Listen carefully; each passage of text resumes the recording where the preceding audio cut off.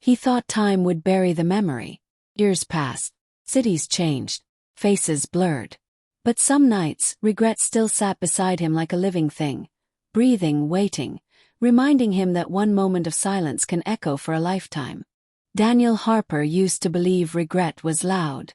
He imagined it as something that screamed, something obvious, something that tore through your life all at once. But as he stood alone in his apartment at 2:17 a.m., staring at a phone that hadn't lit up in hours, he understood the truth. Regret was quiet. It waited. It learned your routines. It followed you into the small moments when no one else was watching.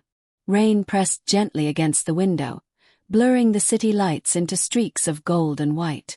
Daniel loosened his tie, letting it fall onto the kitchen counter like a defeated flag. The apartment smelled faintly of cold coffee and dust, evidence of a life lived on autopilot. He rubbed his face and closed his eyes. And like it always did, the memory came back. Started with a voice. "Daniel, can you come sit with me for a minute?" His mother, Evelyn Harper, had said it softly. No urgency. No drama. Just a simple request from a woman folding laundry on a Sunday afternoon. Daniel had been 26 then, rushing out the door, already late for something he could no longer remember. "Not now, Mom," he'd replied, barely turning around. "I'll talk to you later, okay?" Later. That word had followed him for years. He opened his eyes and leaned against the counter, the rain outside growing heavier. His chest tightened, not with pain but with something worse. The ache of knowing. The kind of knowing that never leaves. Evelyn had died 3 weeks later. Stroke. Sudden. Quiet. The kind of ending that doesn't warn you before it rewrites your entire life. Daniel slid down onto the kitchen floor, his back against the cabinet. He wasn't crying. He rarely did anymore. Tears had stopped being useful a long time ago.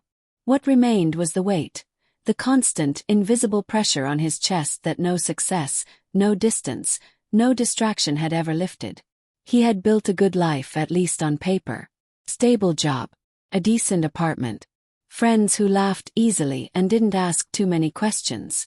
But at night, when the world slowed down, the past had room to breathe. And it always found him. The phone buzzed suddenly, sharp against the silence. Daniel flinched. Message. Unknown number. "Hi. This is Grace Miller. I'm not sure if you remember me." His heart skipped. Grace Miller. Of course he remembered. Grace had been there that day. She had been standing in the doorway when Evelyn asked him to sit down. Grace, his girlfriend at the time, had watched the moment pass, her eyes searching his face, quietly noticing what he didn't. He stared at the screen, his thumb hovering. Unknown number. "I found your contact while sorting through some old things. I almost didn't text, but I thought maybe it's time." Daniel swallowed. That word again. He typed slowly. "Hi, Grace. I remember you." 3 dots appeared. Disappeared. Appeared again. "I'm in town for a few days. I was wondering if you'd want to talk." Just talk. Daniel leaned his head back against the cabinet and closed his eyes. Talking was dangerous. Talking meant reopening doors he had spent years sealing shut. But something inside him, tired, worn, honest, whispered that maybe this was the moment regret had been waiting for. "Okay," he typed. "We can talk." Outside, the rain softened, as if the city itself was holding its breath. The cafe smelled like cinnamon and old wood, the kind of place that tried to feel timeless. Daniel arrived 10 minutes early and chose a table near the window. His hands wrapped tightly around a cup of coffee he hadn't touched. When Grace walked in, he recognized her instantly, and not at all. Her hair was shorter now, streaked with subtle silver near her temples. Her posture carried a quiet confidence that hadn't been there before. But her eyes were the same. Thoughtful, observant, gentle in a way that made people feel seen. She spotted him and paused for a moment, as if bracing herself. Then she smiled. "Hi, Daniel." "Hi," he replied, standing awkwardly. They hesitated, hug or handshake, then settled for a brief, careful embrace. It felt fragile, like touching something that could break if held too tightly. They sat. For a moment, neither of them spoke. The silence wasn't uncomfortable. It was heavy, full. "You look well," Grace said finally. "So do you," Daniel answered. He meant it. She nodded, then looked down at her hands. "I wasn't sure you'd come." "I almost didn't," he admitted. "But I'm glad I did." She exhaled, a small release of tension. "Me too." They talked about safe things at first. Work, cities, the way life rearranges itself when you're not paying attention. Grace had become a therapist. Daniel wasn't surprised. She'd always listened like it mattered. Eventually the conversation slowed. The air shifted. "Do you remember that Sunday?" Grace asked quietly. Daniel's fingers tightened around his cup. "Every day." She looked at him, then really looked. "I used to wonder what she wanted to tell you." He shook his head. "So did I." Grace hesitated. "She asked me to remind you to call her later that night." Daniel's breath caught. "She did." Grace nodded. "You didn't answer." The words landed softly, gently, and somehow that made them hurt more. "I was out with friends," Daniel said, his voice barely above a whisper. "I saw the missed call. I thought I'd call her in the morning." Grace reached across the table, stopping just short of touching his hand. "Daniel, I never blamed you." He laughed bitterly. "I did." He told her everything then. The nights. The dreams where Evelyn was still folding laundry, still waiting. The way success felt hollow when there was no one to share it with.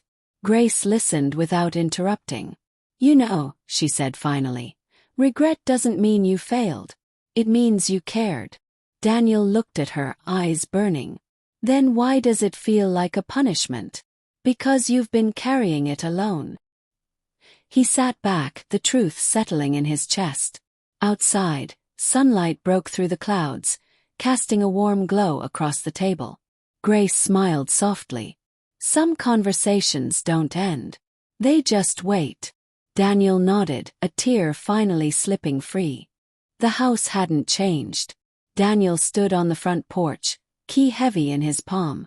The paint was faded now, the wood worn by years of weather, but it was still unmistakably home. Grace waited a few steps behind him, giving him space. "You don't have to go in," she said gently. "I do," Daniel replied. The door creaked as he opened it, the sound sending a rush of memories through him. The familiar scent, lavender and old books, wrapped around him like an embrace.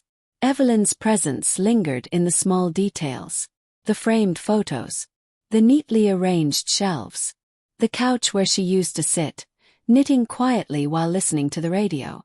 Daniel walked slowly, his fingers brushing against the wall. "I spent years trying to forget," he said. "But forgetting wasn't the problem." Grace nodded. "It never is." They stopped in the living room. Daniel sat on the couch, the cushions sighing beneath him. He imagined his mother beside him, smiling that patient smile.